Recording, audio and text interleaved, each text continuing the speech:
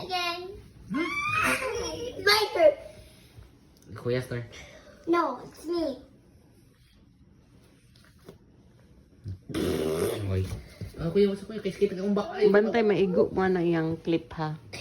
Kids clip.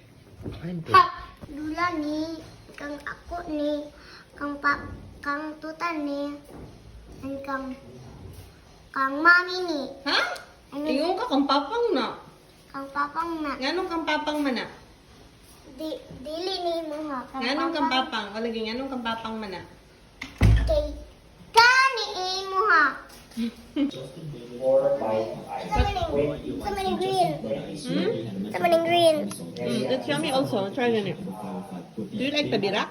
Do you like the birak? Do you like the birak? Hey. Yeah? You say thank you, Tita Yani. Thank you, Tita Yani. Because It was also used by the recent law. This is the Special Economic Zones Act, RA 7916. It was also defined there. Decided to develop according to a comprehensive plan. So parehas, develop according to plan.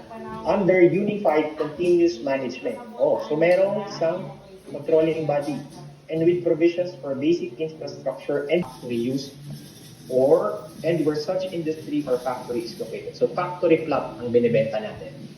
Factory plot or industry. Oy, careful di ha. Ayaw, gi ko ng Kasi IAC. Down heavy, down heavy. Alam ko lang SBMA. Pwede tayong magtayo ng industrial subdivision. Again. Pwede tayong magtayo ng industrial Asan Spider-Man, estate. folks? Lalagyan natin yun ng admin department, Kira. admin group. Pero presidente lang yung Atubang ka, makakapagsabi if our subdivision Atubang kay is an Mami. eco zone. And an eco zone may